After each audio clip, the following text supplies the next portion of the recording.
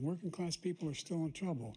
I come from Scranton, Pennsylvania. I come of a household where the kitchen table, if the things weren't able to be met during the month, it was a problem. Price of eggs, the price of gas, the price of housing, the price of a whole range of things. That's why I'm working so hard to make sure I deal with those problems. And we're going to make sure that we reduce the price of housing. We're going to make sure we build 2 million new units. We're going to make sure we cap rents so corporate greed can't take over. The combination, what I was left with in corporate greed, is the reason why we're in this problem right now. In addition to that, we're in a situation where if you take a look at all that was done in his administration, he didn't do much at all. By the time he left, things were in chaos, literally chaos. And so we put things back together. We created, I said, those jobs. We make sure we had a situation where we brought down. What's up with y'all out there? Major issue for BossMack is live. $15 for a insulin shot as opposed to $400. No senior has to pay more than $200 for any drug, all the drugs they can include beginning next year. And the situation is and we're going to make that available to everybody, to all Americans. So we're working to bring down the price around the kitchen table, and that's what we're going to get done. Thank you. President Trump? We have the greatest economy in the history of our country. We have never done so well. Everybody was amazed by it. Other countries were copying us. We got hit with COVID, and when we did, we spent the money necessary so we wouldn't end up in a Great Depression, the likes of which we had in 1929.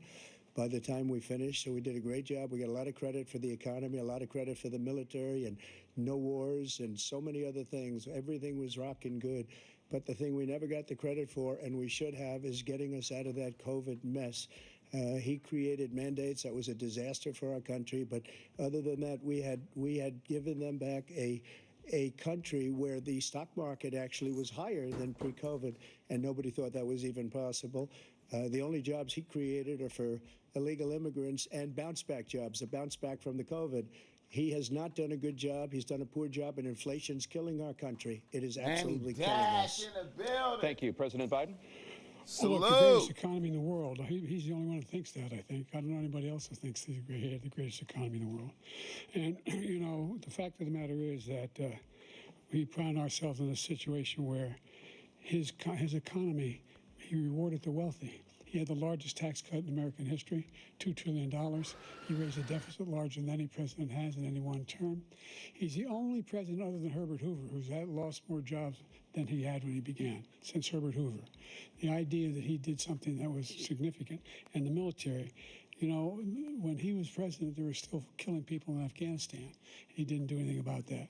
When he was president, we were still finding ourselves in a position where you had a notion that we were this safe country. The truth is, I'm the only president this century that doesn't have this decade, that doesn't have any troops dying anywhere in the world like he did. President Trump, I want to follow up if I can. Am I allowed to respond to him? Well, I'm going to ask you a follow-up. You can do whatever you want with the minute that we give you. I want to follow up. You want to impose a 10% tariff on all goods coming into the U.S. How will you ensure that that doesn't drive prices even higher? It's not going to drive them higher. It's just going to cost countries that have been ripping us off for years, like China and many others, in all fairness to China. It's going to just force them to pay us a lot of money, reduce our deficit tremendously, and give us a lot of power for other things. But he made a statement. The only thing he was right about is I gave you the largest tax cut in history. I also gave you the largest regulation cut in history. That's why we had all the jobs. And the jobs went down, and then they bounced back, and he's taking credit for bounce-back jobs. You can't do that. He also said he inherited 9% inflation. Now, he inherited almost no inflation, and it stayed that way for 14 months, and then it blew up under his leadership because they spent money like a bunch of people that didn't know what they were doing, and they don't know what they were doing. It was the worst, probably the worst administration in history. There's never been. And as far as Afghanistan is concerned, I was getting out of Afghanistan, but we were getting out with dignity, with strength, with power. He got out. It was the most embarrassing day in the history of our country's life. President Trump, over the last 8 years, under both of your administrations, the national debt soared to record highs. And according to a new nonpartisan Hit the like analysis, button! President Trump, your administration approved $8.4 trillion. Watch Party with BossMack. So far, President Biden, and Trump. So, former President Trump, many of the tax cuts that you signed into law are set to expire next year. You want to extend them and go even further, you say. With the U.S. facing trillion-dollar deficits and record debt, why should top earners and corporations pay even less in taxes than they do now? Because the tax cuts spurred the greatest economy that we've ever seen just prior to COVID. And even after COVID, it was so strong that we were able to get through COVID much better than just about any other country. But we spurred, that tax spurred. Now, when we cut the taxes, as an example, the corporate tax was cut down to 21% from 39%, plus beyond that. We took in more revenue with much less tax, and companies were bringing back trillions of dollars back into our country. Ooh. The country was going like never before, and we were ready to start paying down debt. We were ready to start using the liquid gold right under our feet, the oil and gas right under our feet. We were going to have something that nobody else has had. We got hit with COVID. We did a lot to fix it. I gave him an unbelievable situation with all of the therapeutics and all of the things that we came up with. We gave him something great. Remember, more people died under his administration, even though we had largely fixed it. More people died under his administration than our administration, and we were right in the middle of it, something which a lot of people don't like to talk about. But he had far more people dying in his administration. He did the mandate, which is a disaster, mandating it. The vaccine went out. He did a mandate on the vaccine, which is the thing that people most objected to about the vaccine.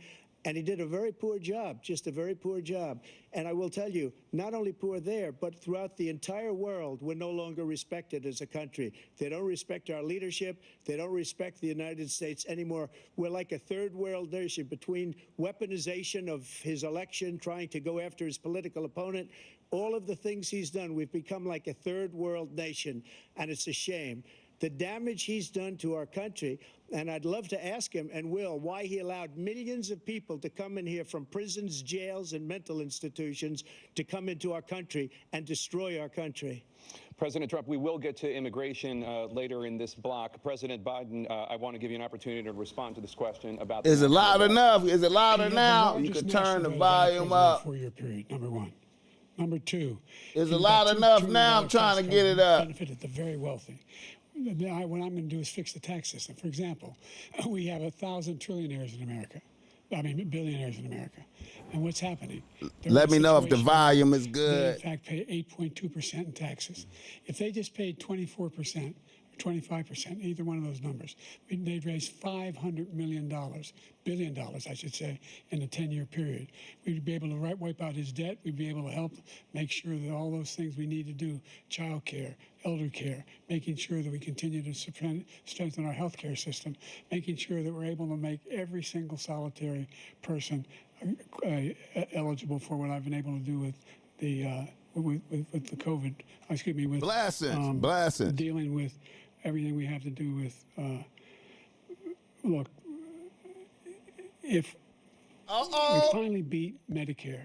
Thank you, President Biden. President Trump? He's right. He did beat Medicare. He beat it to death, and he's destroying Medicare because all of these people are coming in. They're putting them on Medicare. They're putting them on Social Security. They're going to destroy Social Security. This man is going to single-handedly destroy Social Security. These millions and millions of people coming in, they're trying to put them on Social Security. He will wipe out Social Security. He will wipe out Medicare. So he was right in the way he finished that sentence. And it's a shame. What's happened to our country in the last 4 years is not to be believed. Foreign countries, I'm friends with a lot of people, they cannot believe what happened to the United States of America. We're no longer respected. They don't like us. We give them everything they want, and they think we're stupid. They think we're very stupid people. What we're doing for other countries, and they do nothing for us. What this man has done is absolutely criminal. Thank you, President Trump. Dana? This is the first presidential election since the Supreme Court overturned Roe v. Wade. This morning, the court ruled on yet another abortion case, temporarily allowing emergency abortions to continue in Idaho, despite that state's restrictive ban. Former President Trump, you take credit for the decision to overturn Roe v. Wade, which returned the issue of abortion to the states. Correct. However, the federal government still plays a role in whether or not women have access to abortion pills. They're used in about 2/3 of all abortions. As president, would you block abortion medication? First of all, the Supreme Court just approved the abortion pill, and I agree with their decision to have done that, and I will not block it. And if you look at this whole question that you're asking, complex but not really complex. 51 years ago, you had Roe v. Wade, and everybody wanted to get it back to the states. Everybody, without exception. Democrats, Republicans, liberals, conservatives, everybody wanted it back. Religious leaders. And what I did is I put 3 great Supreme Court justices on the court, and they happened to vote in favor of killing Roe v. Wade and moving it back to the states. This is something that everybody wanted. Now, 10 years ago or so, they started talking about how many weeks and how many this, getting into other things. But every legal scholar throughout the world, the most respected, wanted it brought back to the states. I did that. Now the states are working it out. If you look at Ohio, it was a decision that was, an end result that was a little bit more liberal than you would have thought. Kansas, I would say the same thing. Texas is different. Florida is different. But they're all making their own decisions Hit right the now. like button. And right now, Hit the like states button. control it. That's the vote of the people. Like Ronald Reagan, I believe in the exceptions. I am a person that believes. And frankly, I think it's important to believe in the exceptions. Some people, you have to follow your heart. Some people don't believe in that. But I believe in the exceptions for rape, incest, and the life of the mother. I think it's very important. Some people don't. Follow your heart. But you have to get elected also. And because that has to do with other things. You got to get elected. The problem they have is they're radical because they will take the life of a child in the 8th month, the 9th month, and even after birth. After birth, if you look at the former governor of Virginia, he was willing to do this. He said, we'll put the baby aside and we'll determine what we do with the baby, meaning we'll kill the baby. What happened is we brought it back to the states, and the country is now coming together on this issue. It's been a great thing. Thank you. President Biden? It's been a terrible thing, what you've done. The fact is that the vast majority of constitutional scholars supported Roe when it was decided, supported Roe. And that's this idea that they were all against it is just ridiculous.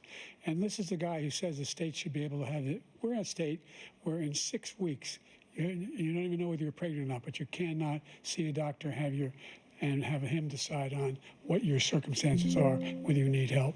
The idea that states are able to do this is a little like saying we're going to turn civil rights back to the states, let each state have a different rule. Look, there's so many young women who have been, including a young woman who just was murdered, and he went to the funeral. The idea that she was murdered by an immigrant coming in. They talk about that, but here's the deal: there's a lot of young women who are being raped by their in-laws, by their spouses, brothers and sisters, it's just ridiculous, and they can do nothing about it. And they try to arrest them when they cross state lines. Thank you. There have been many young women murdered by the same people he allows to come across our border. We have a border that's the most dangerous place anywhere in the world, considered the most dangerous place anywhere in the world. And he opened it up, and these killers Is the volume better? Country, and they are raping and killing women. And it's a terrible thing. As far as the abortion is concerned, it is now back to Hey, the yo, states. The states is it are voting. louder now? Is it louder in many now? Cases, it's frankly a very liberal decision. In many cases, Let it's me the know, opposite. Cadillac But Kid. they're voting, and it's bringing it back to the vote of the people, which is what everybody wanted, including the founders, if they knew about this issue, which frankly they didn't. But they would have, everybody wanted brought back. Ronald Reagan wanted it brought back. He wasn't able to get it. Everybody wanted it brought back, and many presidents had tried to get it back. I was the one to do it. And again, this gives it the vote of the people, and that's where they wanted it. Every legal scholar wanted it that way. Staying on the topic of abortion, President Biden, 7 states, I'll let you do that. This is the same topic. 7 states have no legal restrictions on how far into a pregnancy a woman can obtain an abortion. Do you support any legal limits on how late a woman should be able to terminate a pregnancy? I supported Roe v. Wade, which had 3 trimesters. The first time is between the woman and the doctor. Second time is between the doctor and an extreme situation. The third time is between the doctor, between the woman and the state. The idea that the politicians, that the founders wanted the politicians to be the ones making decisions about women's health is ridiculous. That's the last. No politician should be making that decision. A doctor should be making those decisions. That's how it should be run. That's what you're going to do. And if I'm elected, I'm going to restore Roe v. Wade. So that means he can take the life of the baby in the 9th month and even after birth, because some states, Democrat run, take it after birth. Again, the former governor of Virginia, put the baby down, then we decide what to do with it. So he's willing to, as we say, rip the baby out of the womb in the 9th month and kill the baby. Nobody wants that to happen, Democrat or Republican. Nobody wants it to happen. You're lying. That is simply not true. That Roe v. Wade does not. Biden gonna take off. That's not the circumstance. Only if a woman's life is in danger, she's going to die. That's the only circumstance in which that can happen. But we are not for late-term abortion. Period. Period. Biden hot. Under Roe v. Wade, you have late-term abortion. You can do whatever you want, depending on the state. You can do whatever you want. We don't think that's a good thing. We think it's a radical thing. We think the Democrats are the radicals, not the Republicans. For 51 years, that was the law. 51 years, constitutional scholarship said it was the right way to go. 51 years, and it was taken away because this guy put very conservative members on the Supreme Court. He takes credit for taking it away. What's he going to do? What's he going to do, in fact, if the MAGA Republicans, he gets elected, and the MAGA Republicans control the Congress, and they pass a universal ban on abortion, period, across the board at 6 weeks or 7 or 8 or 10 weeks, something very, very conservative. Is he going to sign that bill? I'll veto it. He'll sign it. Thank you. Let's turn now to the issue of immigration and border security. President Biden, a record number of migrants have illegally crossed the southern border on your watch.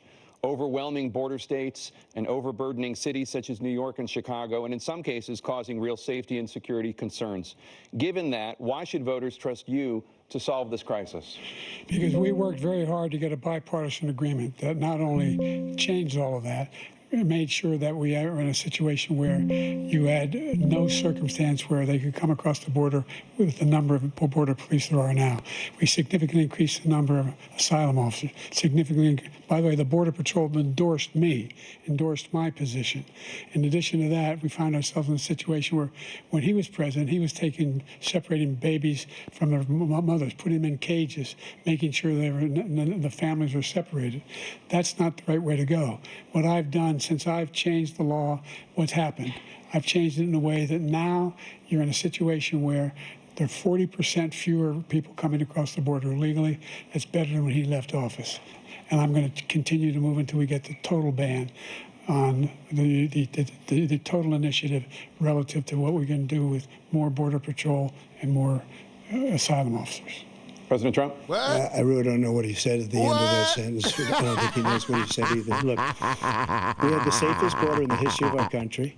The border, all he had to do was leave it. All he had to do was leave it. He decided to open up our border, open up our country to people that are from prisons, people that are from mental institutions, insane asylum, terrorists. We have the largest number of terrorists coming into our country right now, all terrorists, all over the world, not just in South America, all over the world. They come from the Middle East, everywhere. All over the world, they're pouring in. And this guy just left it open. And he didn't need legislation because I didn't have legislation. I said, close the border. We had the safest border in history. In that final couple of months of my presidency, we had, according to Border Patrol, who is great, and by the way, who endorsed me for president, but I won't say that, but they endorsed me for president. I won't say that. Brandon, just speak to him. But look, we had the safest border in history. Now we have the worst border in history. There's never been anything like it. And people are dying all over the place, including the people that are coming up in caravans. Thank you, President Trump. President Biden? The only terrorist who's done anything crossing the border is one who came along and killed three, under his administration, killed an Al-Qaeda person come in his administration, killed three American soldiers. That's the only terrorist that's there. I'm not saying no terrorist ever got through, but the idea they're emptying their prisons, we're welcoming these people, that's simply not true. There's no data to support what he said. Once again, he's exaggerating, he's lying.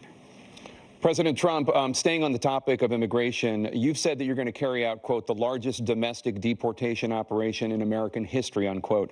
Does that mean that you will deport every undocumented immigrant in America, including those who have jobs, including those whose spouses are citizens, and including those who have lived here for decades? And if so, how will you do it? Just 1 second. He said we killed 3 people. The people we killed are al-Baghdadi and Soleimani, the 2 greatest terrorists, biggest terrorists anywhere in the world, and it had a huge impact on everything, not just border, on everything. He's the one that killed people with the bad water, including hundreds of thousands of people dying and also killing our citizens when they come in. We are living right now in a rat's nest. They're killing our people in New York, in California, in every state in the union, because we don't have borders anymore. Every state is now a border. And because of his ridiculous, insane, and very stupid policies, people are coming in and they're killing our citizens at a level that we've never seen. We call it migrant crime. I call it Biden migrant crime. They're killing our citizens at a level that we've never seen before. And you're reading it like these 3 incredible young girls over the last few days. One of them, I just spoke to the mother, and they just had the funeral for this girl, 12 years old. This is horrible what's taken place. What's taken place in our country, we're literally an uncivilized country now. He doesn't want it to be. He just doesn't know. He opened the borders. Nobody's ever seen anything like. And we have to get a lot of these people out, and we have to get them out fast, because they're going to destroy our country. Just take a look at where they're living. They're living in luxury hotels in New York City and other places. Our veterans are on the street. They're dying because he doesn't care about our veterans. He doesn't care. He doesn't like the military at all. And he doesn't care about our veterans. Nobody been worse. I had the highest approval rating for veterans taking care of the VA. He has the worst. He's gotten rid of all the things that I approved. Choice that I got through Congress, all of the different things I approved, they abandoned. We had by far the highest, and now it's down in less than half, because he's done all these great things that we did. And I think he did it just because I approved it, which is crazy. But he has killed so many people at our border by allowing all of these people to come in. Hit the like button for the boss, man. President Biden, you have the mic. Every single thing he said is a lie. Every single one. Let's go. For example, veterans are a hell of a lot better off since I passed the PACT Act. 1 million of them now have insurance, and their families have it. Their families have it because what happened, whether it was Agent Orange or burn pits, they're all being covered now.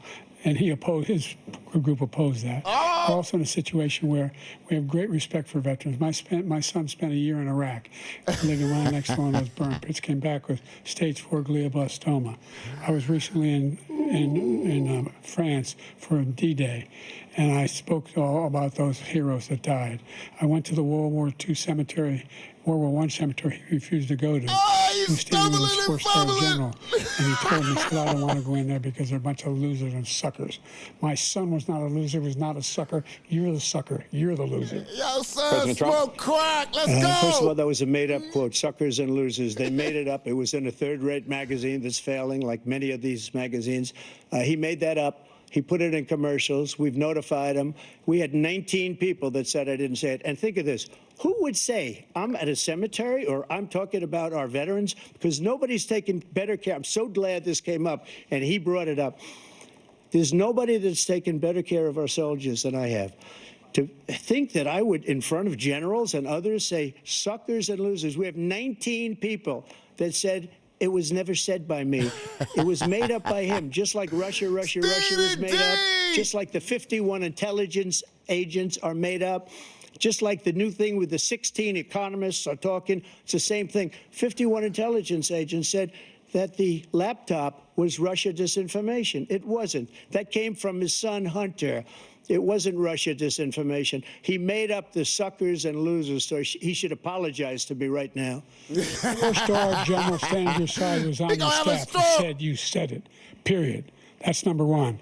And number two, the idea that I have to apologize to you for anything along the line. We've done more for veterans than any president has in American history. And they now are in their family. The only sacred obligation we have as a country is to care for our veterans when they come home and their families and equip them when they go to war. That's what we're doing. That's what the VA is doing now. They're doing more for veterans than ever before in our history. All right, thank you so much. Let's move to the topic of foreign policy. I want to begin with Russia's war against Ukraine, which is now in its 3rd year.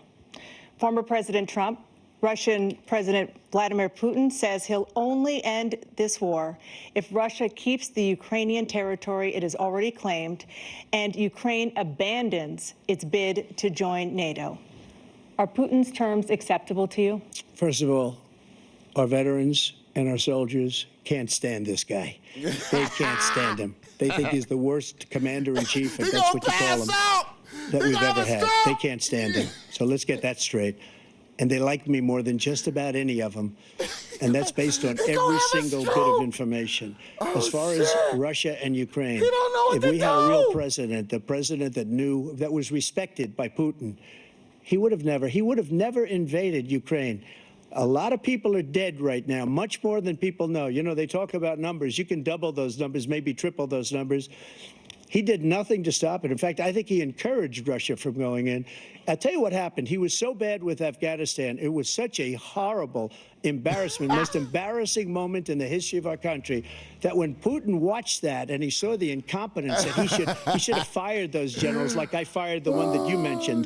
And so he's got no love lost. But he should have fired those generals. No general got fired for the most embarrassing moment in the history of our country, Afghanistan, where we left billions of dollars of equipment behind. We lost 13 beautiful soldiers, and 38 soldiers were obliterated. And by the way, we left people behind, too. We left American citizens behind. When Putin saw that, he said, you know what? I think we're going to go in and maybe take my, this was his dream. I talked to him about it, his dream. The difference is he never would have invaded Ukraine, never. Just like Israel would have never been invaded in a million years by Hamas. You know why? Because Iran was broke with me. I wouldn't let anybody do business with them. They ran out of money. They were broke. They had no money for Hamas. They had no money for anything, no money for terror. That's why you had no terror at all during my administration. This place, the whole world is blowing up under him. President Biden. Never heard so much malarkey in my whole life. Let's Look, go. The fact of the matter is that we're in a situation where, let's take the last point first. Iran attacked American troops, caused brain damage for a number of these troops, and he did nothing about it. Recently, not when he was president. They attacked. He said they're just having headaches. That's all it is. He didn't do a thing when the attack took place, number one. Number two, we got over 100,000 Americans and others out of Afghanistan during that airlift. Number three, we found ourselves in a situation where, if you take a look at what Trump did in Ukraine, this guy told Trump, do whatever you want, and do whatever you want. And that's exactly what Trump did to Putin, encourage him, do whatever you want. And he went in. And listen to what he said when he went in. He was going to take Kyiv in 5 days, remember? Because it's part of the old Soviet Union. That's what he wanted to reestablish. Kyiv, and he in fact didn't do it at all. He wasn't able to get it done, and they've lost thousands and thousands of troops, 500,000 troops. President Trump, I'm going to come back to you for 1 minute. I just want to go back to my original question, which is, are Putin's terms acceptable to you? Keeping the territory in Ukraine? No, they're not acceptable. But look, this is a war that never should have started. If we had a leader in this war, he led everybody along. He's given $200 billion now or more to Ukraine. He's given $200 billion. That's a lot of money. I don't think there's ever been anything like it. Every time that Zelensky comes to this country, he walks away with $60 billion. He's the greatest salesman ever. And I'm not knocking him. I'm not knocking anything. I'm only saying the money that we're spending on this war, and we shouldn't be spending, it should have never happened. I will have that war settled between Putin and Zelensky as president-elect before I take office on January 20th. I'll have that war settled. People being killed so needlessly, so stupidly, and I will get it settled, and I'll get it settled fast before I take office. President Biden, you have a minute. The fact is that Putin is a war criminal. He's killed thousands and thousands of people. And he has made one thing clear. He wants to reestablish what was part of the Soviet Empire, not just a piece. He wants all of Ukraine. That's what he wants. And then you think he'll stop there? Do you think he'll stop when if he takes Ukraine? What do you think happens to Poland? What do you think of Belarus? What do you think happens to those NATO countries? And so if you want a war, you ought to find out what he's going to do, because if in fact he does what he says and walks away, and by the way, all that money we give Ukraine are from weapons we make here in the United States. We give them the weapons, not the money at this point. And our NATO allies have produced as much funding for Ukraine as we have. That's why we're strong. Thank you. Moving on to the Middle East. In October, Hamas attacked Israel, killing more than 1,000 people and taking hundreds of hostages. Among those held and thought to still be alive are 5 Americans. Israel's response has killed thousands of Palestinians and created a humanitarian crisis in Gaza. President Biden, you've put forward a proposal to resolve this conflict, but so far Hamas has not released the remaining hostages, and Israel is continuing its military offensive in Gaza. So what additional leverage will you use to get Hamas and Israel to end the war? You have 2 minutes. Number one, everyone from the United Nations Security Council straight through to the G7 to the Israelis and Netanyahu himself have endorsed the plan I put forward, which has 3 stages to it. The first stage is trade the hostages for a ceasefire. Second phase is a ceasefire with additional conditions. The third phase is the end of the war. The only one who wants the war to continue is Hamas, number one. They're the only ones standing out. We're still pushing hard to get them to accept. In the meantime, what's happened? In Israel, we're finding that the only thing I've denied Israel was 2,000-pound bombs. They don't work very well in populated areas. They kill a lot of innocent people. We're providing Israel with all the weapons they need and when they need them. And by the way, I'm the guy that organized the world against Iran when they had a full-blown intercontinental ballistic missile attack on Israel. No one was hurt. Hit the like button. Israeli was accidentally killed, and it just stopped. We saved Israel. We are the biggest producer of support for Israel of anyone in the world. And so there are 2 different things. Hamas cannot be allowed to be continued. We continue to send our experts and our intelligence people as to how they can get Hamas like we did bin Laden. You don't have to do it. And by the way, they've been greatly weakened, Hamas, greatly weakened, and they should be. They should be eliminated. But you've got to be careful for using certain weapons among population centers. Just going back to Ukraine for 1 second. We have an ocean separating us. The European nations together have spent $100 billion or maybe more than that, less than us. Why doesn't he call them and say, you got to put up your money like I did with NATO? I got them to put up hundreds of billions of dollars. The Secretary General of NATO said Trump did the most incredible job I've ever seen. They wouldn't have any. They were going out of business. We were spending almost 100% of the money was paid by us. He didn't do that. He's getting all. You got to ask these people to put up the money. We're over $100 billion more spent, and it has a bigger impact on them because of location, because we have an ocean in between. You got to ask them. As far as Israel and Hamas, Israel's the one that wants to go. He said the only one that wants to keep going is Hamas. Actually, Israel is the one, and you should let him go and let him finish the job. He doesn't want to do it. He's become like a Palestinian, but they don't like him because he's a very bad Palestinian. He's a weak one. President Biden, you have a minute. I've never heard so much foolishness. This is the guy who wants to get out of NATO. Are you going to stay in NATO? He's going to pull out of NATO. The idea that our strength lies in our alliances as well. It may be a big ocean, but we're ever able to avoid a war in Europe, a major war in Europe? What happens if, in fact, you have Putin continue to go into NATO? We have an Article 5 agreement. Attack on one is attack on all. You want to start the nuclear war he keeps talking about, go ahead. Let Putin go in and control Ukraine and then move on to Poland and other places. See what happens then. He has no idea what the hell he's talking about.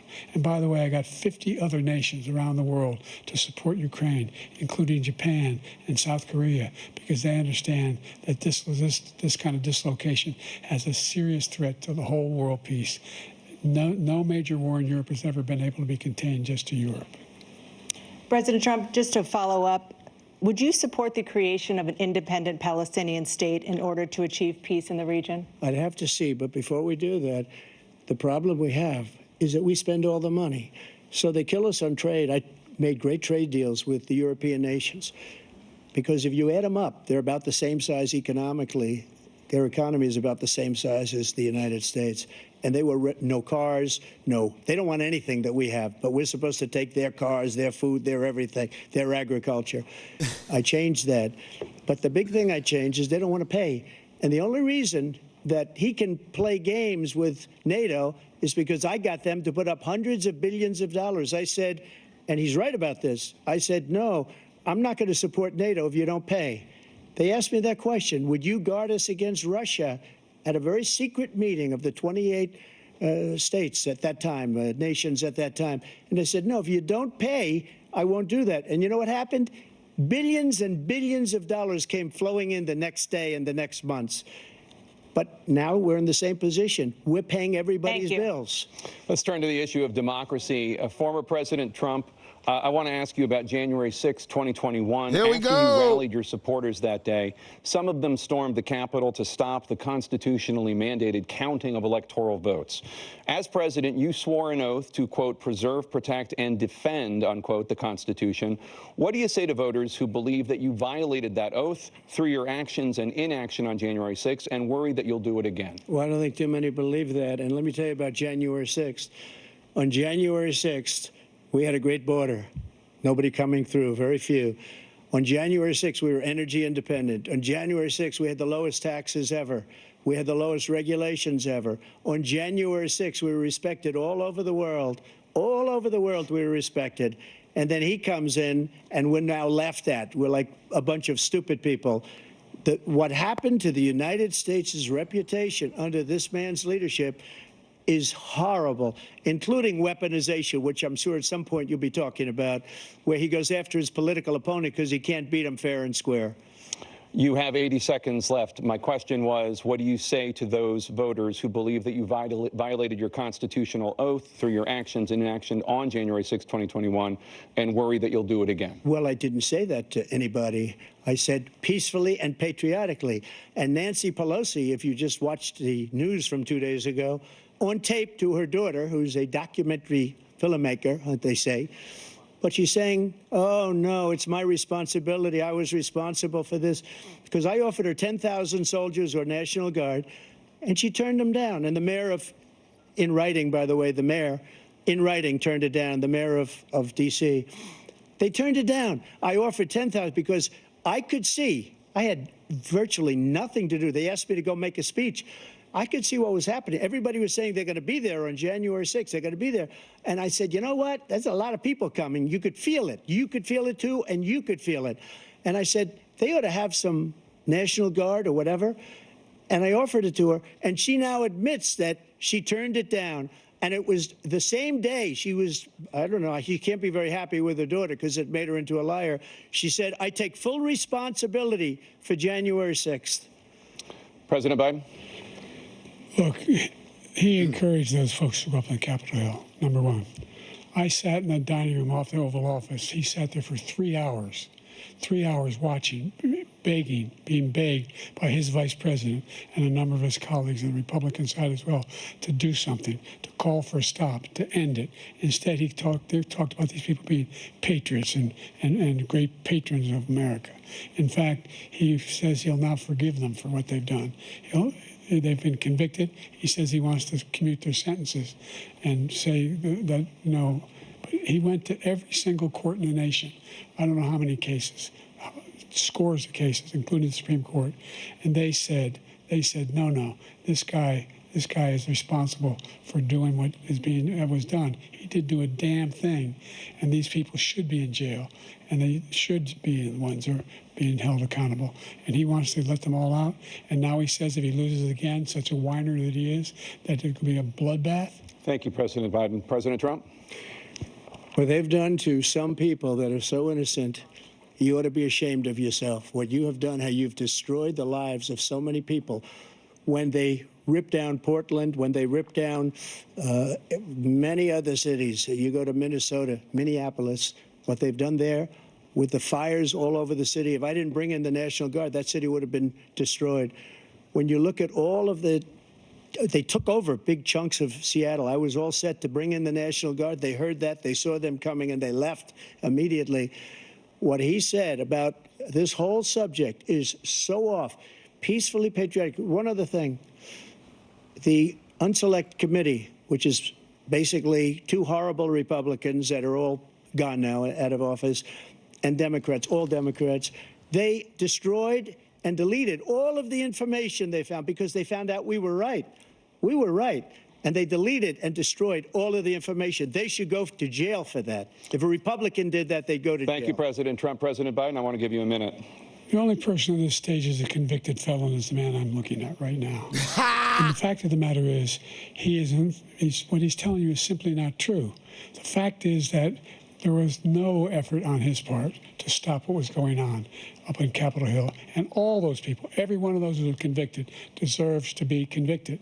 The idea that they didn't kill somebody, just went in and broke down doors, broke the windows, occupied offices, turned over desks, turned them over statues. The idea that those people are patriots? Come on. When I asked him the first two debates we had, first time around, I said, will you denounce the Proud Boys? He said, no, I'll tell them to stand by. The idea he's refusing, will you denounce these guys?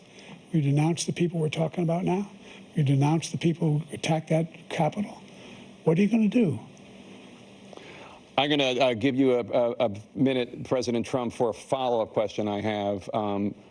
After a jury convicted you of 34 felonies last month, you said if reelected, you would, quote, have every right to go after, unquote, your political opponents. You just talked about members of the Select Committee on January 6th going to jail. Your main political opponent is standing on stage with you tonight. Can you clarify exactly what it means about you feeling you have every right to go after your political opponents? Well, I said my retribution is going to be success. We're going to make this country successful again, because right now it's a failing nation. My retribution is going to be success. But when he talks about a convicted felon, his son is a convicted felon at a very high level. His son is convicted, going to be convicted probably numerous other times. Should have been convicted before, but his Justice Department let the statute of limitations lapse on the most important things. But he could be a convicted felon as soon as he gets out of office. Joe could be a convicted felon with all of the things that he's done. He's done horrible things. All of the death caused at the border, telling the Ukrainian people that we're going to want $1 billion or you change the prosecutor. Otherwise, you're not getting $1 billion. If I ever said that, that's quid pro quo. That we're not going to do anything. We're not going to give you $1 billion unless you change your prosecutor having to do with the son. This man is a criminal. This man, you're lucky. You're lucky. I did nothing wrong. We'd have a system that was rigged and disgusting. I did nothing wrong. Thank you, President Trump. President Biden, you have said, I'm coming right to you, sir.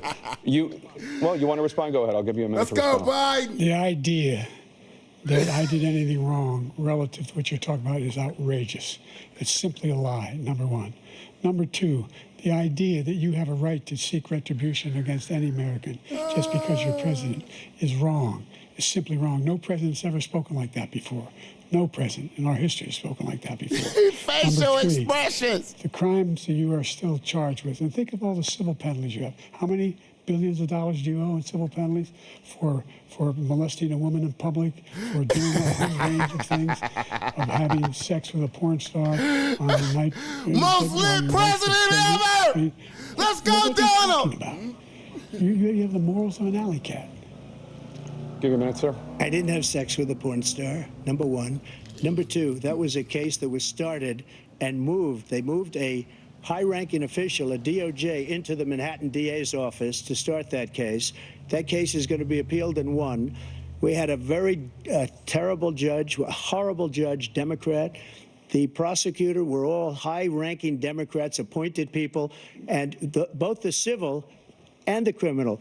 He basically went after his political opponent because he thought it was going to damage me. But when the public found out about these cases, because they understand it better than he does, he has no idea what these cases are. But when they found out about these cases, you know what they did? My poll numbers went up, way up. You know that because you're reporting it. And we took in more money in the last 2 weeks than we've ever taken in the history of any campaign. I don't think any campaign has ever taken. Hundreds of millions of dollars came pouring in because the public knows it's a scam, and it's a guy that's after his political opponent because he can't win fair and square. Thank you, President Trump. President Biden, you have said, quote, Donald Trump and his MAGA Republicans are determined to destroy American democracy. Do you believe that the tens of millions of Americans who are likely to vote for President Trump will be voting against American democracy? Oh, look at the more they know about what he's done, yes. The more they know about what he's done.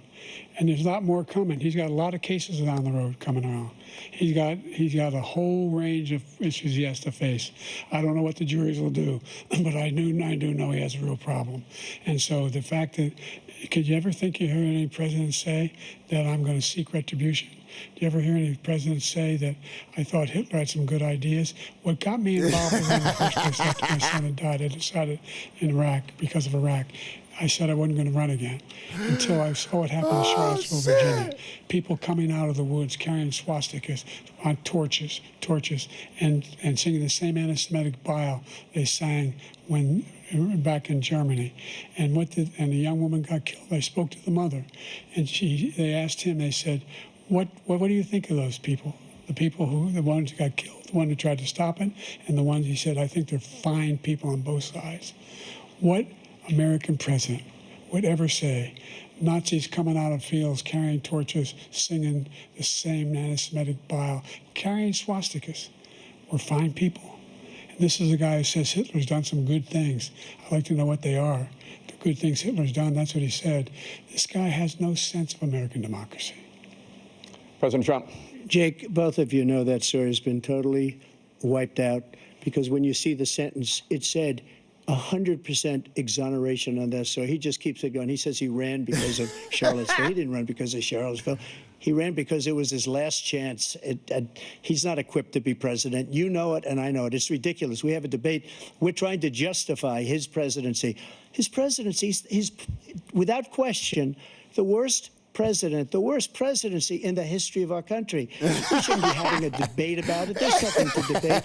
He made up the Charlottesville story, and you'll see it's debunked all over the place. Every anchor every reasonable anchor has debunked it. And just the other day it came out where it was fully debunked. It's a nonsense story. He knows that, and he didn't run because of Charlottesville. He used that as an excuse to run. President Biden. And debunked. It happened. All you have to do is listen to what was said at the time. And the idea that somehow that's the only reason I ran.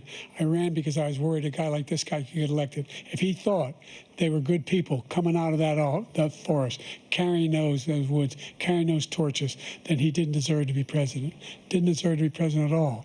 And the idea that he's talking about all this being fabricated, we saw with our own eyes. We saw what happened on January 6th. We saw the people breaking through the windows. We saw people occupying his own vice president. Look, there's a reason why 40 of his 44 top cabinet officers refused to endorse him this time. His vice president hasn't endorsed him this time. So why? Why? They know him well. They serve with him. Why are they not endorsing him? Thank you, President Biden. We're going to be right back with more from the CNN presidential debate.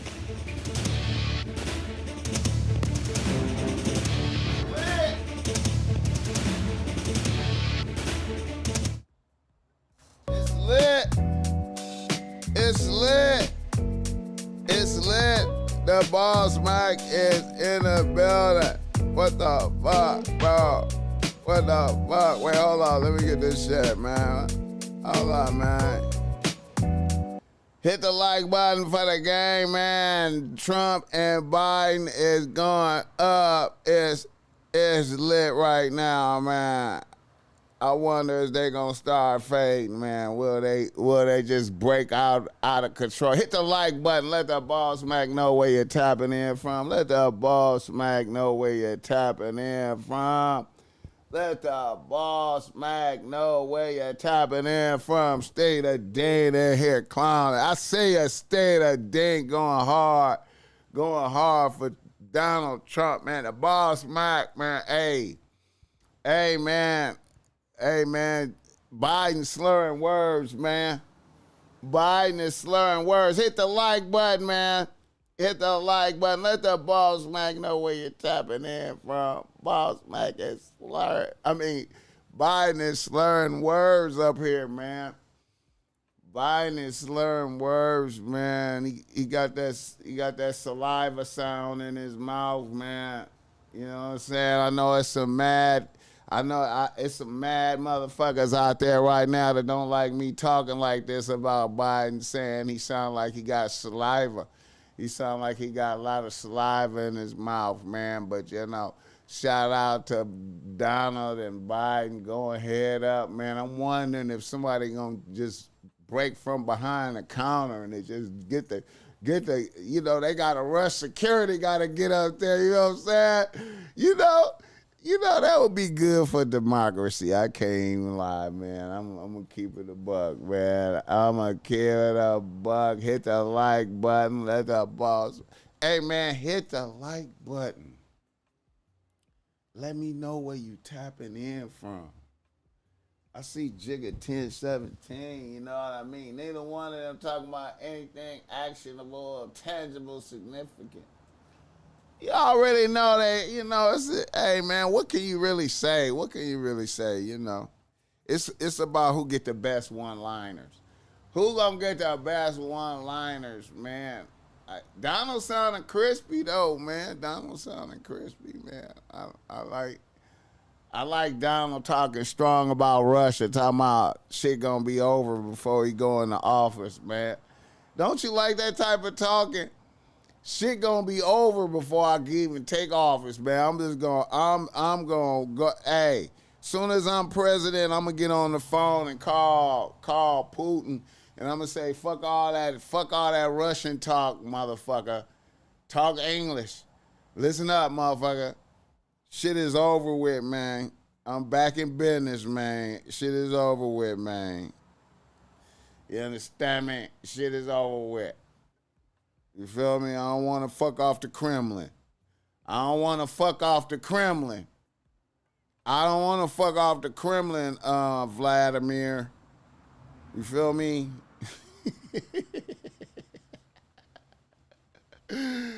This shit is over with. This shit is over with. You feel me? I know what y'all doing. Hit the like button. It's a lot of motherfuckers don't like me talking like this about. It's a lot of. Hey man, it's a lot of motherfuckers don't like Donald. I don't know, man. The BossMezzy is fucking. Hey. I like the way it's going. Hold up, let me see what's up. Let me see if they back at it. Let me see if they back at it.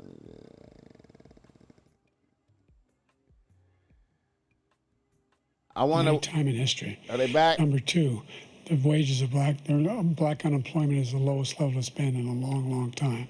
Number three, we're providing housing for black Americans and dealing with the segregation that exists among these corporate corporations that collude to keep people out of their houses. And in addition to that, we find that the impact on the choice that black families have to make relative to child care is incredibly difficult. When we did the first major piece of legislation in the past, I was able to reduce black child care costs. I cut them in half. We got to make sure we provide for child care costs. We got to make sure, because when you provide those child care protections, you increase economic growth because more people can be in the job market. So there's more to be done, considerably more to be done. But we've done a great deal so far, and I'm not letting up, and they know it. You have 49 seconds left. What do you say to black voters who are disappointed with the progress so far? I say I don't blame them for being disappointed. Inflation is still hurting them badly. For example, I provided for the idea that any black family, first-time home buyer, should get a $10,000 tax credit to be able to buy their first home so they can get started. I made sure that we're in a situation where all those black families and those black individuals who had to take out student loans that were ballooning, that if they were engaged in nursing, doctor, and anything having to do with volunteerism, if they paid their bills for 10 years on their student debt, all the rest is forgiven after 10 years. Millions have benefited from that. And we're going to do a whole lot more for black families. Thank you, President Trump. And he caused the inflation. He's blaming inflation, and he's right, it's been very bad. He caused the inflation, and it's killing black families and Hispanic families and just about everybody. Yeah. It's killing people. They can't buy groceries anymore. They can't. Yeah. You look at the cost of food where it's doubled Yeah. and tripled and Yeah. quadrupled. Yeah. They can't live. They're not living anymore. Yeah. He caused this inflation. I gave him a country with essentially no inflation. It was perfect. It was so good. All he had to do is leave it alone. He destroyed it with his Green New scam and all this money that's being thrown out the window. He caused inflation. As sure as you're sitting there, the fact is that his big kill on the black people is the millions of people that he's allowed to come in through the border. They're taking black jobs now, and it could be 18, it could be 19, and even 20 million people. They're taking black jobs, and they're taking Hispanic jobs, and you haven't seen it yet, but you're going to see something that's going to be the worst in our history. Thank you. President Biden? There was no inflation when I became president. You know why? The economy was flat on its back. 15% unemployment. He decimated the economy, absolutely decimated the economy. That's why there was no inflation at the time. There were no jobs. We provided thousands of millions of jobs for individuals who are in all communities, including minority communities. We made sure that they have health insurance. We have covered, the ACA has increased. I made sure that they're $8,000 per person in a family to get written off for health care. But this guy wants to eliminate that. They tried 50 times. He wants to get rid of the ACA again, and they're going to try again if they win.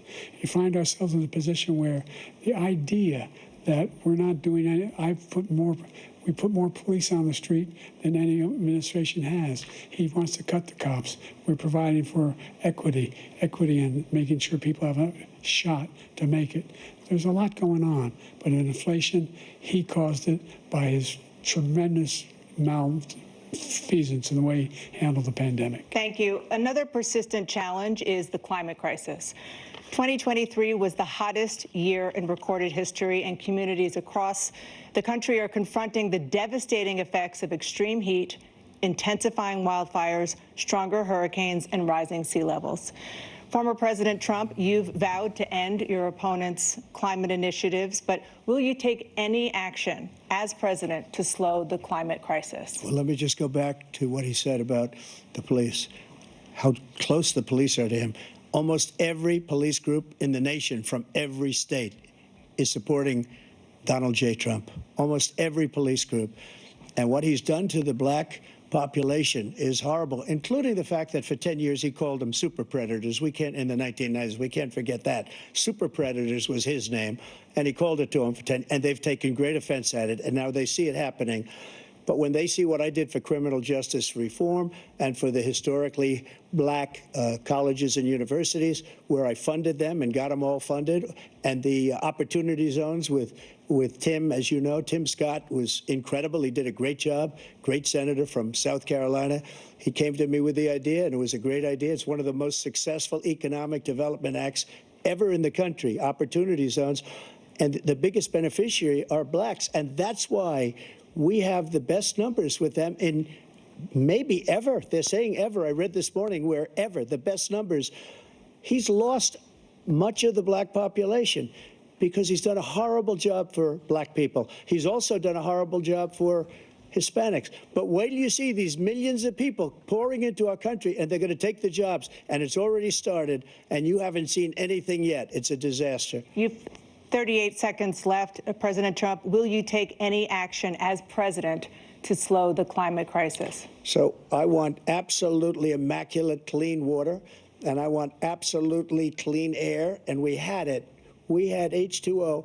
We had the best numbers ever, and we were using all forms of energy, all forms, everything. And yet, during my 4 years, I had the best environmental numbers ever. And my top environmental people gave me that statistic just before I walked on the stage. What if Joe Biden collapsed around this motherfucker? I don't know where the hell he's been. The idea that anything he said is true. I've passed the most extensive climate change legislation in history.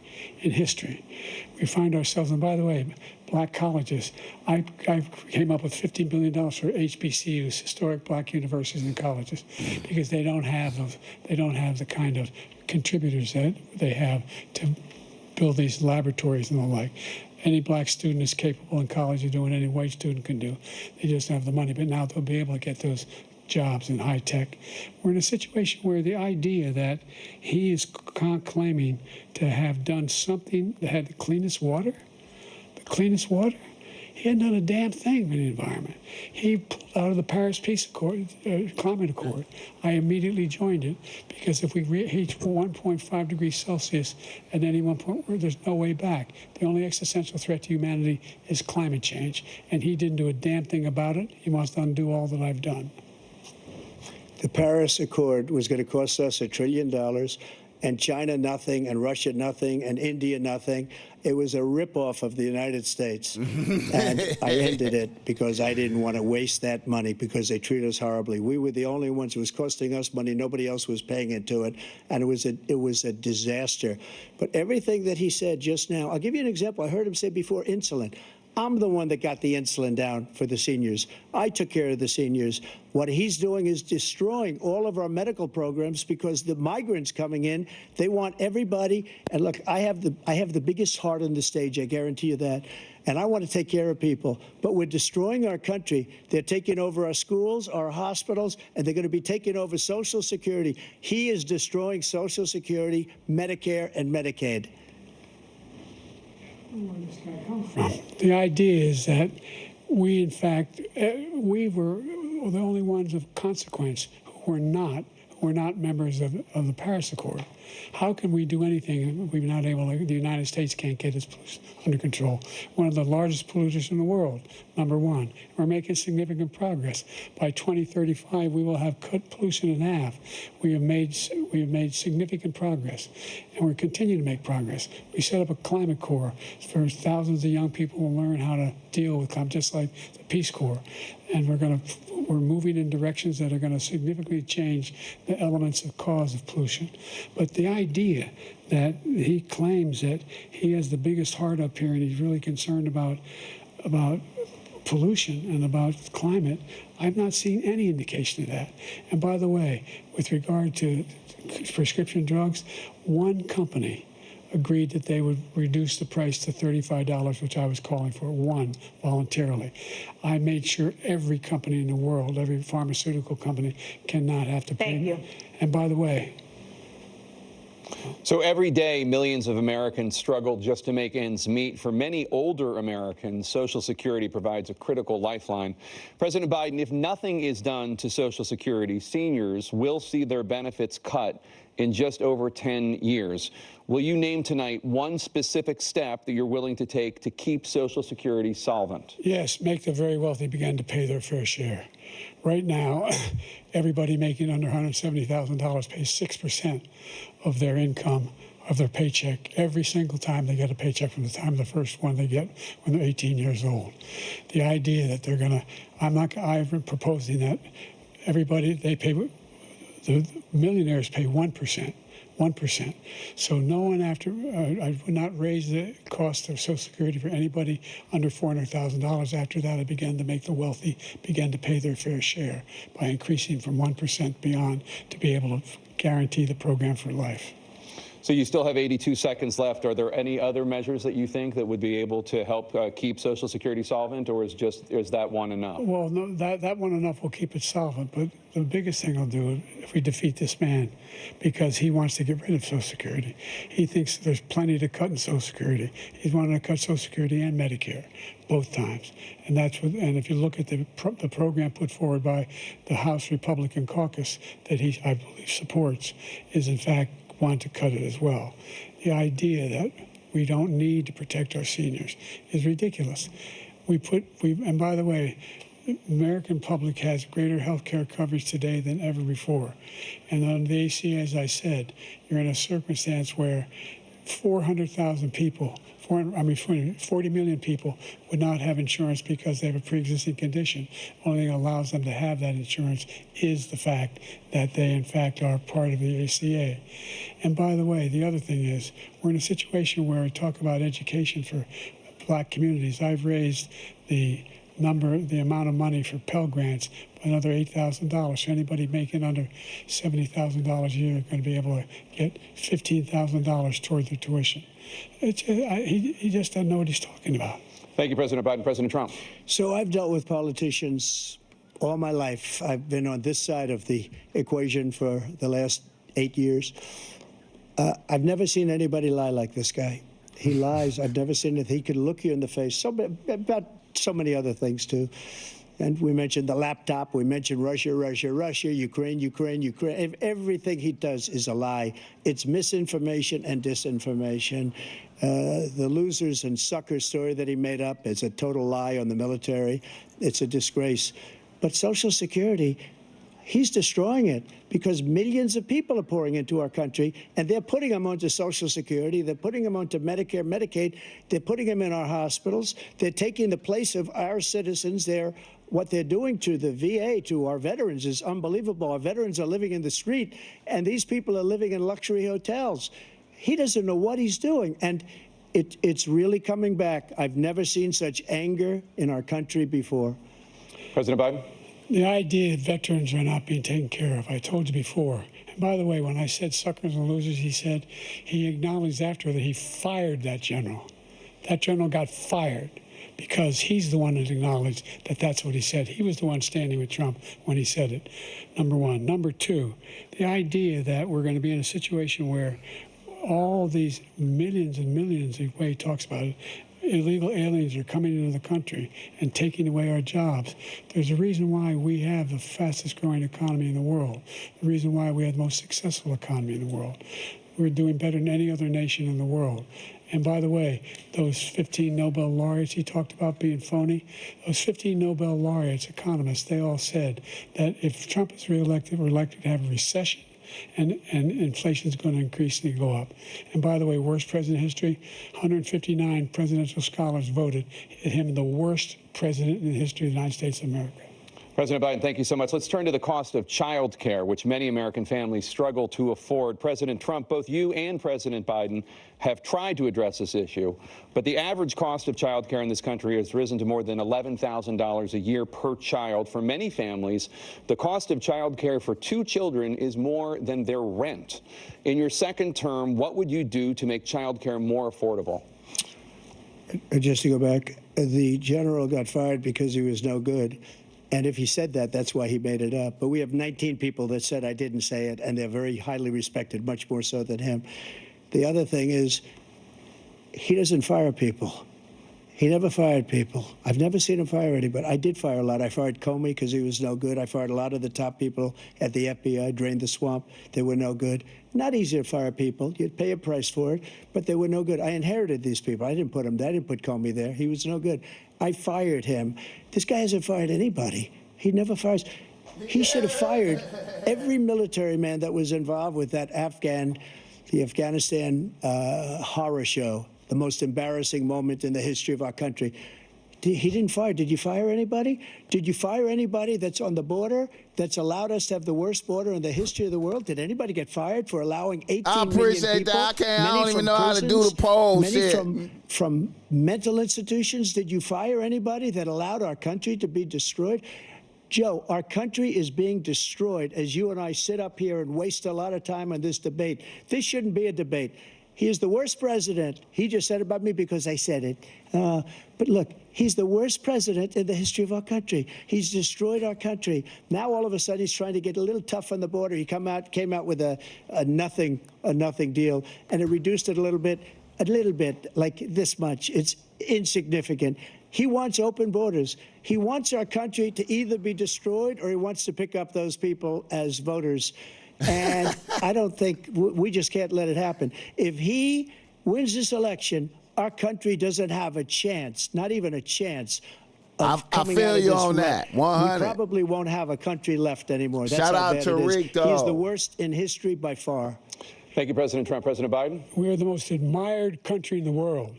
We're the United States of America. Tripping. There's nothing beyond our capacity. We have the finest military in the history of the world, the finest in the history of the world. No one thinks we're weak. No one wants to screw around with us. Nobody, number one. Number two, the idea that we're talking about worst presidents. I wasn't joking. Look it up or go online. 159 or 58, don't hold me the exact number, presidential historians, they've had meetings and they voted who's the worst president in American history. best to worst. They said he was the worst in all of American history. That's a fact. That's not conjecture. He can argue they're wrong, but that's what they voted. The idea that he is doing anything to deal with child care, he did virtually nothing. That's how I feel. We should significantly I feel like they increase think the child care we tax credit.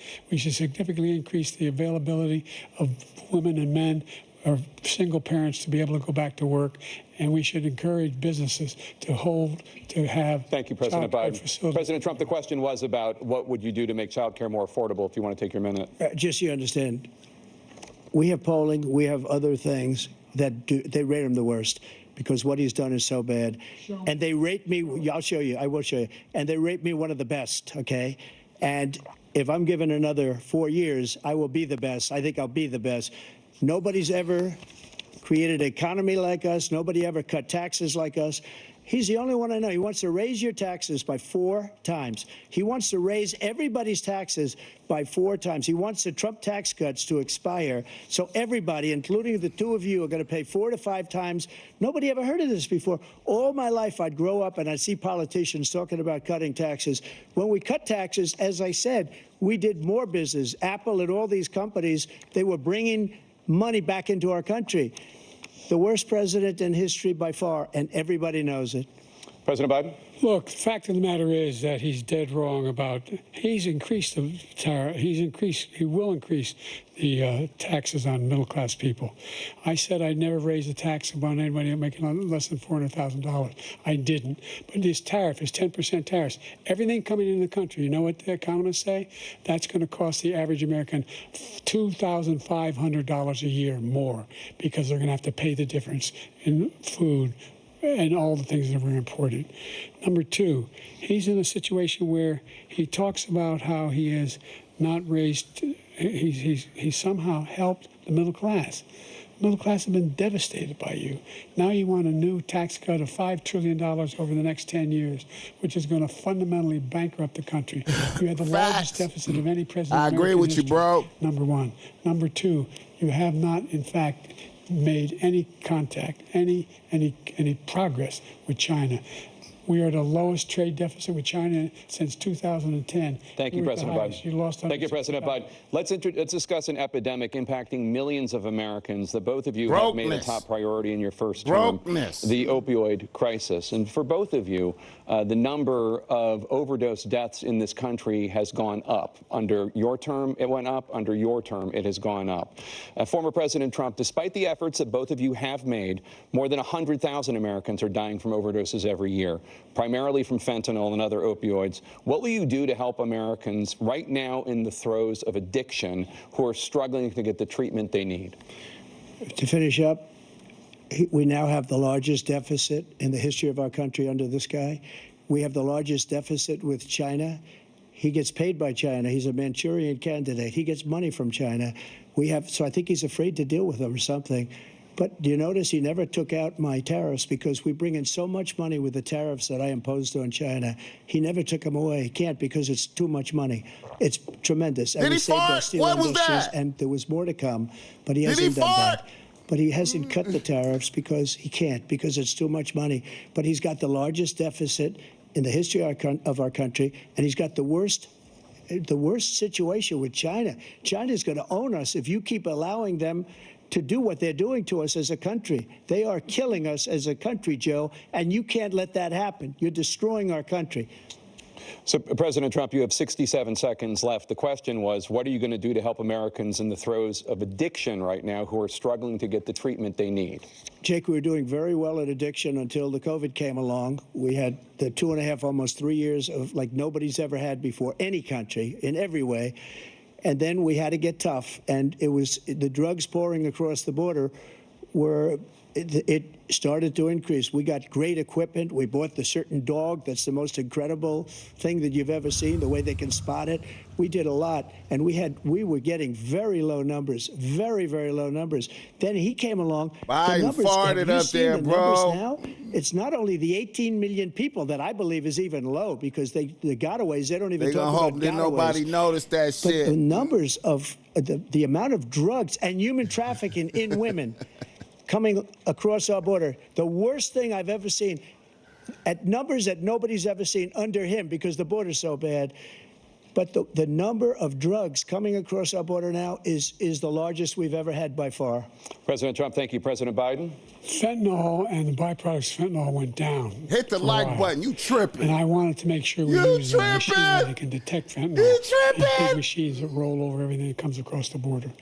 And it costs a lot of money. That was part of this deal we put together. He said This fentanyl bipartisan went deal. down. More fentanyl machines, more be able to detect drugs, more numbers of agents, more numbers of all the people at the border.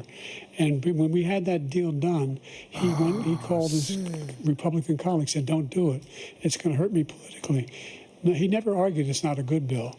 It's a really good bill. We need those machines. We need those machines. And we're coming down very hard in every country in Asia in terms of precursors for fentanyl. And Mexico is working with us to make sure they don't have the technology to be able to put it together.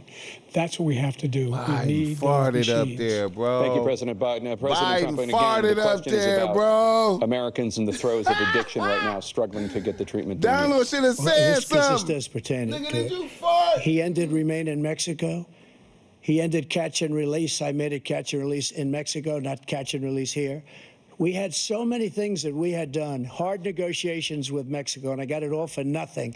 It's just like when you have a hostage. We always pay $6 billion for a hostage. Every time we say there's a hostage. Now we have a hostage, a Wall Street Journal reporter. Oh, shit. I think a good guy. And he's over there because Putin is laughing at this guy, probably asking for billions of dollars for the reporter. I will have him out very quickly as soon as I take office. Before I take office, I said by literally as soon as I win the election, I will have that reporter out. He should have had him out a long time ago, but Putin's probably asking for billions and billions of dollars because this guy pays it every time.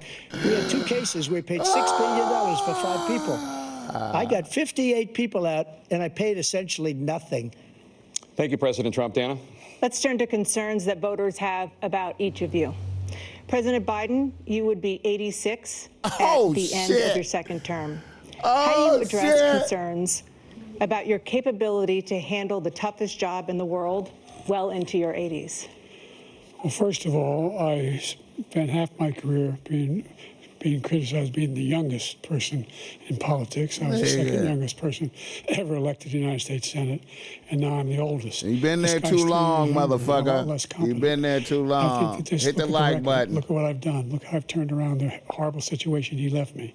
As I said, 15 million new jobs, 800,000 manufacturing jobs, more investment in America, over billions of dollars in private investment in enterprises that we are growing. Businesses is closing. People going broke. Niggas is doing bad. Computer chips, we used to have 40% of the market. We invented those chips, and we lost it because he was sending people to find the cheapest jobs overseas and to bring home a product. So I went to South Korea. I convinced Samsung to invest billions of dollars here in the United States. And guess what? Those fabs, they call to build these chips, those fabs pay over $100,000. You don't need a college degree for them. And there's billions, about $40 billion already being invested and being built right now in the United States, creating significant jobs for Americans from all over the world. President Biden, you have 40 seconds left. Would you like to add anything? Yeah, I would. The idea that somehow we are this failing country. I never heard a president talk like this before. We're the envy of the world. Tell the truth. He telling the truth, though. Major country president who wouldn't trade places with the United States of America for all our problems and all our opportunities. We're the most progressive country in the world in getting things done. We're the strongest country in the world. We're a country in the world who keeps our word, and everybody trusts us. All of our allies and those who he coddles up to, from Kim Jong-un, who he sends love letters to, and Putin, etc., they don't want to screw around with us. Hit the like button. Former President Trump, to follow up, you would be 82 at the end of your second term. What do you say to voters who have concerns about your capabilities to serve? Donald, well, 82? I took 2 tests, cognitive tests. I aced them, both of them, as you know. We made it public. He took none. I'd like to see him take one, just one, a real easy one. Like go through the first 5 questions, he couldn't do it. But I took 2 cognitive tests. I took physical exams every year.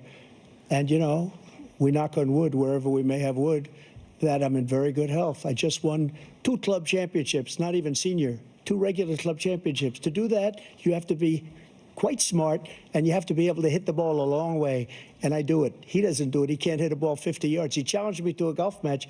He can't hit a ball 50 yards. I think I'm in very good shape. I feel that I'm as in good a shape as I was 25, 30 years ago. Actually, I'm probably a little bit lighter, but I'm in as good a shape as I was years ago. I feel very good. I feel the same. But I was willing to take a cognitive test, and you know what? If I didn't do well, I aced him. Dr. Ronnie Jackson, who's hit the like button when he was White House doctor, and then I took another one, a similar one, and one of them said they've never seen anybody ace him. Thank you. President Biden? You can see he is 6'5" and only 223 pounds, or 235 pounds. Well, you said 6'4", 200. Well, anyway, that's what anyway, just take a look at what he says he is, and take a look at what he is. Look, I'd be happy to have a driving contest with him. The reason I got my handicap, which when I was vice president, down to a 6. But by the way, I told you before, I'm happy to play golf if you carry your own bag. Think you can do it? That's the biggest lie, that he's a 6 handicap of all. I was an 8 handicap. Yeah. 8. Never. But I have, you know how many? I've seen you swing. I know you swing. Okay, let's not act like children. President Trump, we're going to turn Let's not act like children. to a specific concern that voters have about you.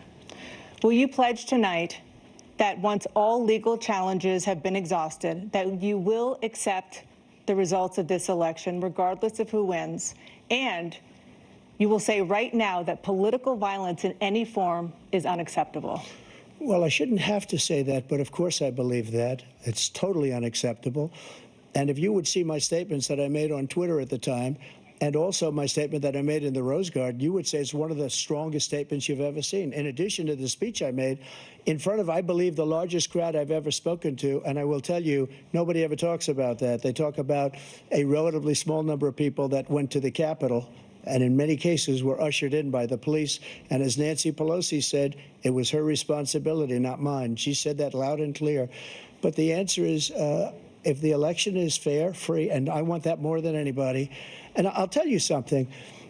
I wish he was a great president, because I wouldn't be here right now. I'd be at one of my many places enjoying myself. I wouldn't be under indictment, because I wouldn't have been his political opponent, because he indicted me because I was his opponent. I wish he was a great president. I would rather have that. I wouldn't be here. I don't mind being here. But the only reason I'm here is he's so bad as a president that I'm going to make America great again. We're going to make America great again.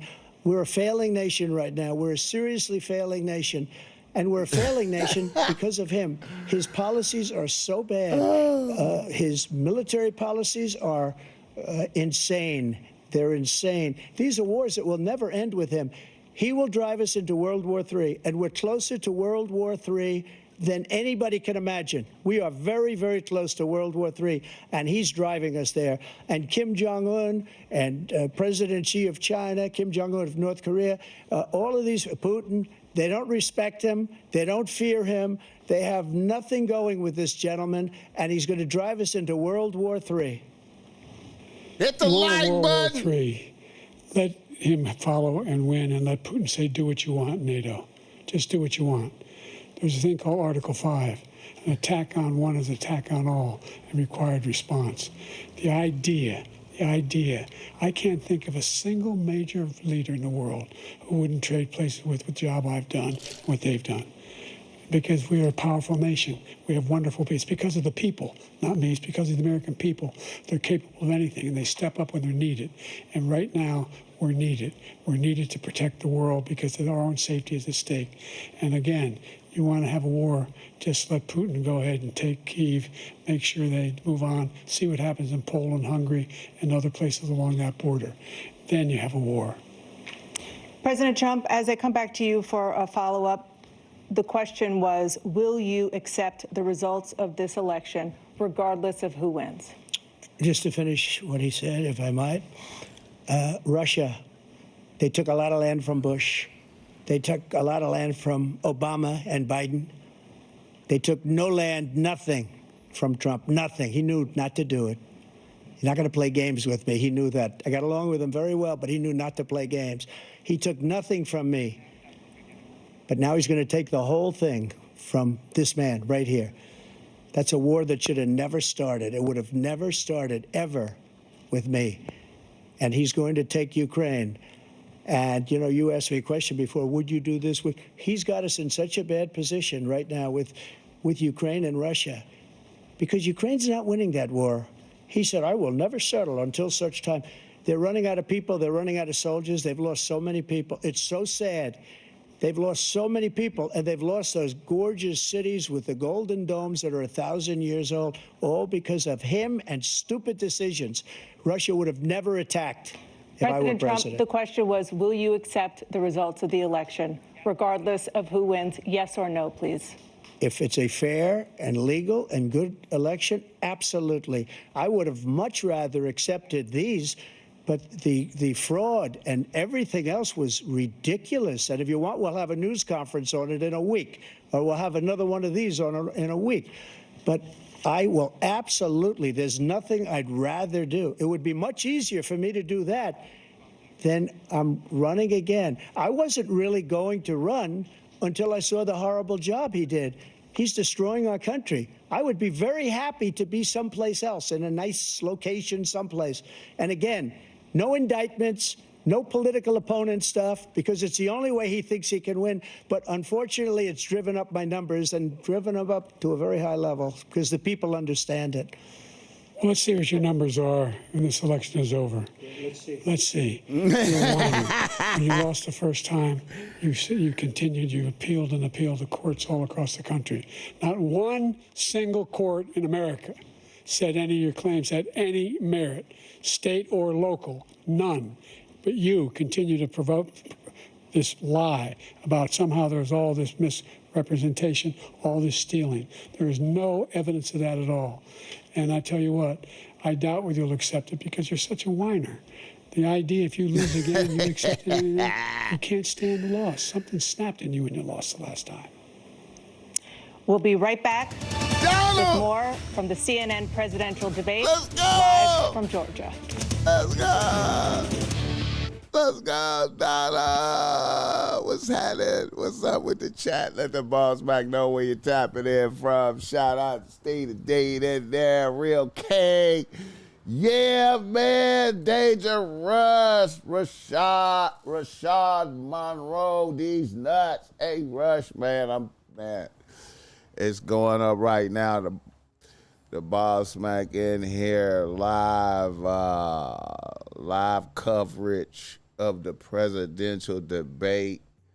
Man, I ain't gonna lie, man. I just used to really appreciate hearing Donald every morning talking some shit, man, on the news, man. And, you know, man, don't y'all miss them days where Donald was talking all that shit, man, and you just be like, Donald talking shit? What the fuck? Donald talking shit? Don't y'all remember them days? Donald talking all that shit. Cop the BossMezzy street where you say I got on the white bitch relax, man. White bitch relax, bucket hat, hey. Fuck with BossMezzy, every dime count. What you talk about, man? We in here living, man, doing what we got to do. Live streaming for the people, man. Presidential debates, man.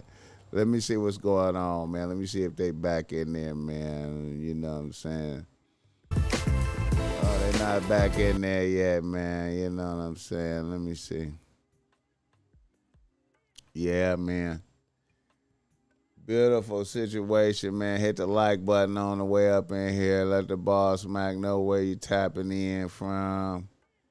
Let the BossMezzy know where you're tapping in from, man. Let me turn that down and see if we get that. Let me know where you're tapping in from. We are living. We doing our thing, man. Live coverage. Good vibrations. We will be live in the AM. Make sure you tap into the BossMezzy morning show, because you know that's what we be doing now. 5:30 a.m. game display. That's what we doing, man. Coming in crispy, man. Summertime, man. Summertime. And also, this is BET weekend. BET weekend. BossMezzy gonna be moving around, man. Probably vlogging, you know what I'm saying, out in the heat, sun and shit. You understand me? Taking in some of the situations going on with the BET weekend, man. Try to bring some game back, man. And then we're going to be, you know, we're going to be live streaming all weekend, man. We just going to be doing a lot of live streaming, a lot of game going up, man, because that's what we be doing, man. We like doing that shit, man. We happy to be doing that. Let's get back to this presidential debate, man. It's going up, man. We excited, man. Minutes or so. We're hoping you'll join us for analysis of tonight's key moments. Our team of political experts will break down how this night could shake up the presidential race over the next 5 years. Oh, man. Hit the like button. Yeah. Candidates to deliver their closing statements as predetermined by a coin toss. We're going to begin with you, President Biden. You have 2 minutes. Man. Hit the We've like made button. significant progress from the debacle that was left by President Trump in his last term. We find ourselves in a situation where, number one, we have to make sure that we have a fair tax system.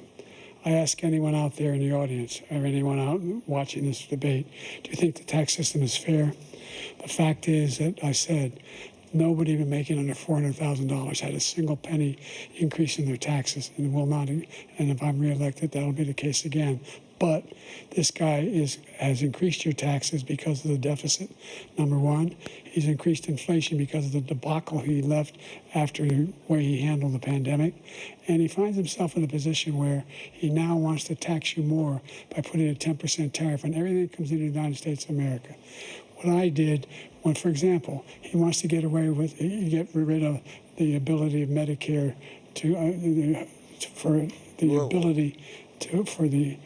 us to be able to negotiate drug prices with the big pharma companies. Well, guess what? We got it down to $35 for insulin instead of $400. No more than $2,000 for every senior, no matter how much prescription they need. You know what that did? That reduced the federal debt by $160 billion over 10 years because the government doesn't have to pay the exorbitant prices. I'm going to make that available to every senior all along. It's happening now, and everybody in America. He wants to get rid of that. I'm going to make sure that we have child care. We're going to significantly increase the credit people have for child care. I'm going to make sure we do something about what we're doing on lead pipes and all the things that are causing health problems for people across the country. We're going to continue to fight to bring down inflation and give people a break. Thank you, President Biden. President Trump, you now have 2 minutes for your closing statement. Like so many politicians, this man is just a complainer. He said, we want to do this, we want to do that, we want to get rid of this tax, that tax. But he doesn't do anything. All he does is make our country unsafe by allowing millions and millions of people to flow in. Our military doesn't respect him. We look like fools in Afghanistan. We didn't stop Israel. It was such a horrible thing that would have never happened. It should have never happened. Iran was broke. Anybody that did business with Iran, including China, they couldn't do business with the United States. They all passed. Iran was broke. They had no money for Hamas or Hezbollah, for terror, no money whatsoever.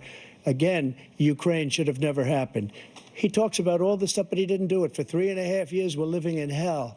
We have the Palestinians and we have everybody else rioting all over the place. You talk about Charlottesville.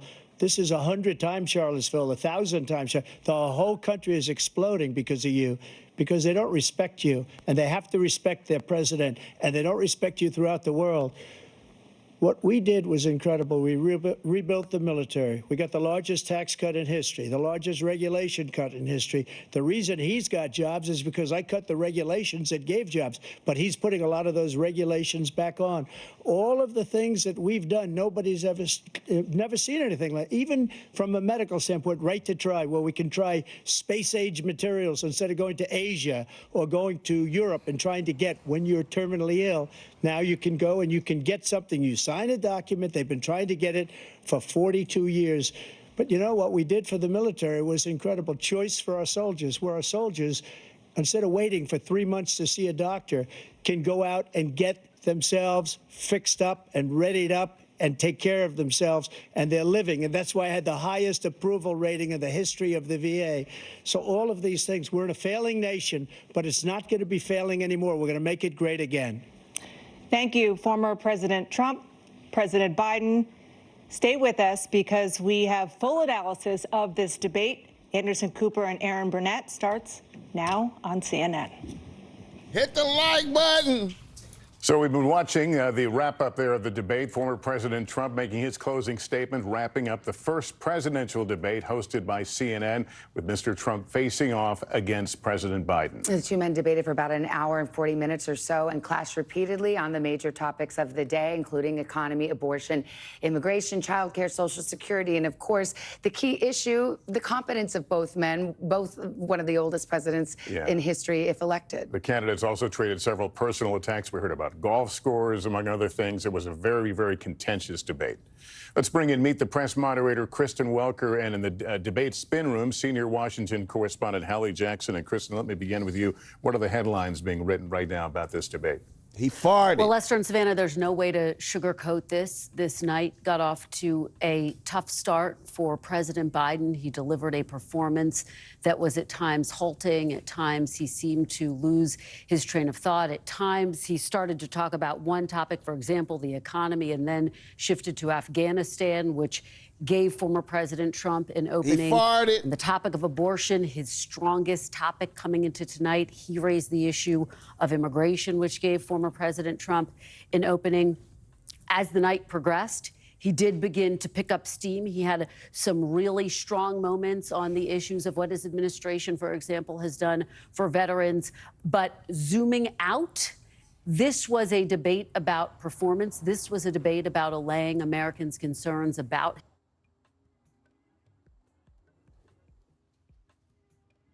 You got the leftists, LGBTQ, all this other stuff. Both of them, put them aside, right? What do libertarians and independents have in common? What's the one thing they're capable of doing, and why they're always going like this? Why do they always go like this? I'll tell you what it is. What are they willing to do? Yeah, Go. They have the ability to reason. That's it. That's the only thing. And they have to say, all right, I'll give this guy a chance. Let me keep my emotions out of it. Let me think logically. So the libertarian and the independent voter is one that doesn't want to be fooled, right? So they're kind of like, no, I'm not going to let this guy fool me, because they've been fooled before, right? That audience that's watching tonight, they're like, what is going on tonight? Yes. No, you lost the most important people you needed to win over. Tonight wasn't about you winning Democrats over. Tonight wasn't about winning Republicans over. Tonight was a race of whether Trump or Biden is going to win the independents and libertarians over, and Trump won them over tonight. That's, you can say what, Newsom can say whatever he wants to his base. He can say whatever he wants to his base. No one cares. The independents and the libertarians can think for themselves. You're not getting their vote. And Trump, let's be honest, Trump hasn't missed a step. He looks the same that he was 7 years ago. Same points, same this, same everything. And This is embarrassing. But let me ask you a question, though. Let's just say, PBD, I think this is exactly what we said, Adam. We had a $100 bet. I wouldn't mind upping it, because after seeing this, they're definitely going to do the switch. How difficult do you think a debate with a snake like Gavin Newsom is going to be? Trump has no history with him. He can't blame him for everything. If Newsom steps up, PBD, how's that debate going to go? Phenomenal. Like for Trump. No, it's phenomenal. It's phenomenal. It's paper. It's Conor McGregor against Fair Khabib. use. It's Joe Frazier against Ali. You're talking about like Chicago Bulls against the Pistons the year he beat them. It's the Lakers against the Bulls. It's the Yankees. I mean, this is, if that happens, okay? Yeah. If it happens, yes. Who said Yanks? My Yankees, man. baby, all day. Absolutely. But here's the thing. You can say snake all you want, and you can use all of these things. Totally get it. Trust me, for those who want Trump to win, you want Biden to stay as the candidate. Oh, that's what I'm saying. I'm telling you. Yeah. You want to sit there and say, I thought he did a great job. Please. What a phenomenal job he did tonight. Did you see how exceptional he was? Yeah. Wow. He seemed like such a noble, prolific debater. And did you notice his style? His style was to mumble, to be able to confuse his opponent. And he was gaslighting his opponent. Yeah. And it's such a creative way. That's called genius. He's the greatest debater of all time. Like, you got to gaslight those people to say, keep this motherfucker in there. You know what I'm saying? Like one of those things. But listen, Obama is one of the most formidable guys in the space of politics, maybe ever. In our lifetime, he's there. Mm-hmm. There is no way a brain like Obama, who's a strategist, who understands what's at stake, he knows this next time around Trump's coming for his last 4 years, it's going to be very different than his first 4 years. Trump's last 4 years, he doesn't give a shit about getting reelected. See, the first term, you have to play a little bit nice. So, are we going to do this? And because you'd be in jail, and because and then you become president, like, okay, we ain't doing that shit in the first term. We're going to do it in the second term because we got to get reelected, right? Yeah. Then when you go into the second term, you're like, I don't give a shit if you don't vote for me because this is it for me. Guess what? Vroom, do it all. Yeah. Makes sense. That's it. It's done. So let's say that's what he's going to be doing. Guess who's shivering right there saying, dude, whatever we do, we have to delay this guy for 4 more years to not win because in 4 years, Trump's going to be 82. He's done then. We can't let this guy into the White House because if there was Twitter files, what if he hires somebody that does the FBI files? What if he brings somebody that's going to be the CIA files? What if he brings somebody that's going to do the IRS files? What if he finds paper trail and emails in FBI and say, what if he doesn't? Guys, there's no way we can let this guy win. We got to bring somebody else in. So unless if Barack Obama, the Clintons, have nothing to hide and they have nothing to fear, they're going to let this guy go and be the candidate. But if they did participate in any of this stuff, and they fear that a guy like him that's going to come in, that now has got the, he's got all these people that are backing him up, they can't let him in. And they can't let this guy stay. This is, at the when he gave the speech at the inauguration, we did the podcast. I was like, this guy actually did a great job. Yeah, the State of the Union. State of the Union. It was like how many months ago? 6 months ago, 8 months ago. 3 months ago. We were like, it's actually pretty good. Yeah. He's like, boom, and he was debating with the Republicans when they were like, oh, really? But why did you do this? And why did you do that? You're like, oh, shit, he actually looks he actually looked coherent in there. Yeah. Yeah. No, bro, you can't mark it. Ari Emanuel, who is maybe the greatest manager, representative, agent in the history of Hollywood, who could turn a regular guy and sell him as if this guy's going to be the next big Tom Cruise. Even Ari Emanuel, if he chose to be this guy's agent, he couldn't even help this guy become a mayor of a small town today. 100. I agree. That's how bad he looked today. Yeah. When he did the State of the Union, the headlines in the tabloids on every single website, every single news outlet was, the old man still got a little fight in him. Here we go, he's back, kind of a thing.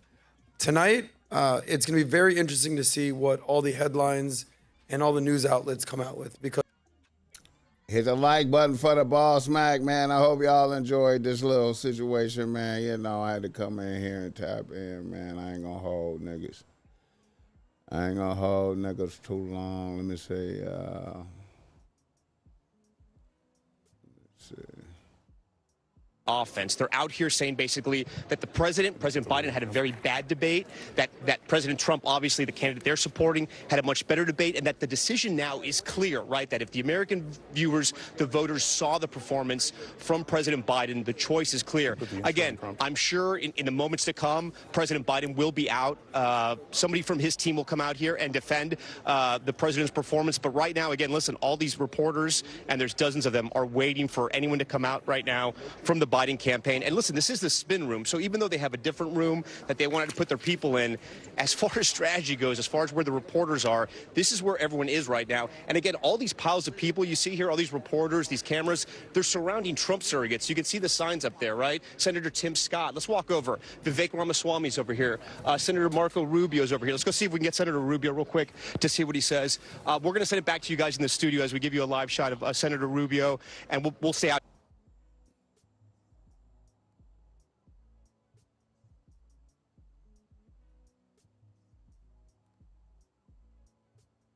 Up, elevate them, and take a nap. He just was not there. We're not. I know people were expecting to have VP Biden, and that's not what he gave. Now, he did show up a couple of times. I can say we got some Joe Biden there, but I know what people are expecting for him to be just, like way early 2000s, VP Biden. You're not going to get that. That's what we need to remove from our mind, those expectations. But against Donald Trump, that entertainment factor is there, and that, and it's so whack that his cult, his following is going to eat this up with no facts, no statistics, no backing, just free lies out here, black jobs, Hispanic jobs, absolute racism in his conversations. And blaming people like Nancy Pelosi and her daughter for January 6th, like all of this information. Fair use. And so I think that, people didn't see anything new. There was no vision there. And people know that they were better off under President Trump. And so I think tonight, big win for President Trump. And Governor, on style points, the fact that there was no audience, do you think that in the end helped the former president? Well, I think that President Trump showed what he shows a lot of people, which is whether he's in small groups or whether he's at fundraisers. I mean, he's right now, he's in a great spot. He's calm, he's strong, he's confident. I mean, this is not the guy that was running in 2016. He knows what it's like to be president. He's done it before. He's surrounded himself by a great campaign team. And I think he's very confident about how he's going forward. I think that showed in his performance tonight. Governor, can I ask you something? A lot of folks are just tuning in, really paying attention. They're not political junkies like you or I may be, and they're just tuning in right now. And one of the last things they remember, of course, is January 6th, the president losing the election, but claiming he didn't, people rioting at the Capitol. Here he was again tonight, asked point blank, if you lose the election, will you concede? And he just doesn't answer the question directly. He's always hedging it with if it's free and fair. And of course, the implication is it's not free and fair if he's not the winner. Why doesn't he just come right out and say, of course, I'll accept the results of this election? Well, I think you heard him say that at the end. It would be easier for him if everybody thought we had secure elections, but we know in our country, being a democracy, this is a challenge. Yeah, but that's kind of that's just a red herring. Because, I mean, he got to litigate it. He had the advantages of our democracy and our courts and every other institution, which found that it was a free and fair election, and yet he's still on about that. And he won't say that he'll accept the results of this election. I just don't get that. Hit the like button. Well, I think for any of us that were around, and I was also part of that 2020 election, we had a free and fair election in North Dakota. We've got election security there, but we had so many rule changes in 2020 with COVID. We had record number of mail out, not mail in ballots, but mailing out, flooding the zone with all these ballots to non-updated voter files, unmonitored drop boxes. I mean, you can verify that this is the number of ballots. Shout out to Michael Guest, who says Biden can denounce the actions of Antifa and be limb for us all, but he will not. Thank you to TJ Jizzle, who says ABL asking him to talk about the case is a trap. Guaranteed the judge is watching. Very good point.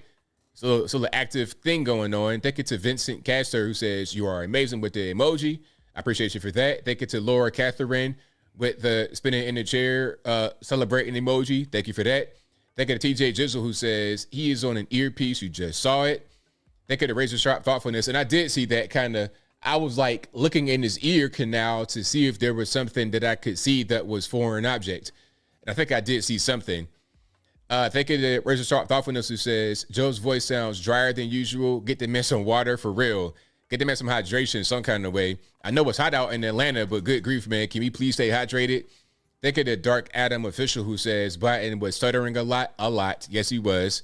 Thank you to 66X, who says Thanks for this, ABL. Thank you for your support. I most certainly appreciate you.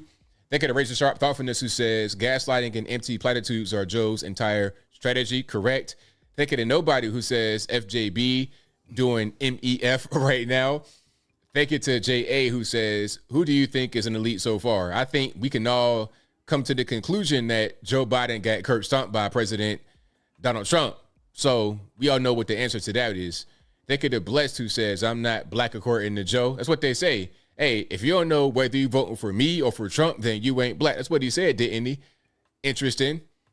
Shout out to Buck versus Winfield, who says, Biden says no one wants to mess with the USA under his administration. How about the Houthis? A tribe that gets funding from Iran. They don't care. Very, very good point. Thank you to Marta Allen, who says, ABO, thank you for airing this debate, Trump 2024. Right on. Thank you to Razor Sharp Thoughtfulness, who says, at some point, I thought Biden was just going to wander off the stage. Yeah. Hit the like button. Yeah, man. BossMezzy in here, man. It looked like Donald body slam a nigga. I don't know if Joe was on the drugs tonight. You know what I'm saying? Beautiful thing, man. You know, we vibing. Shout out to the chat. Let the BossMezzy know where you tapping in from. Shout out to Real King, Traveling Freeman. Yeah, now. Yeah. Jigga 1017, everybody. Hit the like button on the way up in here, man. We, you know, it was a rough night for Biden, man. I don't know. You know, after a while, man. President Trump face off in the first debate of the general. You know, after a while, man, you just get so old, man. Random shit start happening to you, man. In your mind, you're doing all right, man, and then all of a sudden you fart. You know what I'm saying? The fart just come out. You raise up your arms like this and you fart. You know what I'm saying? You like, you know what I'm saying? Made me think about like, I don't know if y'all used to watch The Sopranos, you know what I'm saying, back in the day, The Sopranos, when it was over for Junior Soprano, when Junior Soprano was getting old and he started suffering the penalties of old age. The penalties of old age. Shout out to Joe Biden, man, suffering the penalties of old age. Even BossMezzy suffers the penalties of old age. Hit the like button for this game. Hit the like button for this game. Let me see right now. What you talking about, Jigga 1017? Let me see what you got. BossMezzy, what talking points were you most interested in? I felt each one.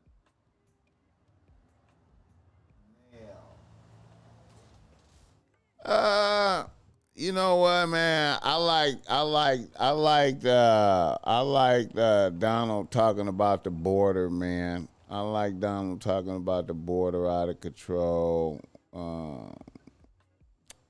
Donald just sound more crispy, man. Donald, you know, I feel like, you know, I don't know, man. Donald was just more crispy. She all right in the eyes. Yeah, man. I just thought BossMezzy. I just thought BossMezzy.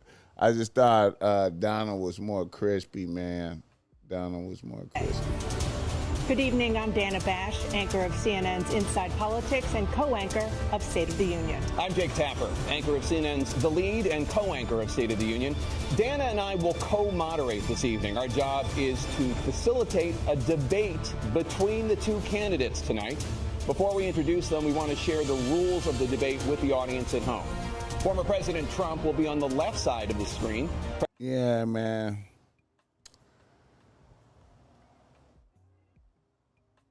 It was a beautiful thing. I appreciate y'all, man.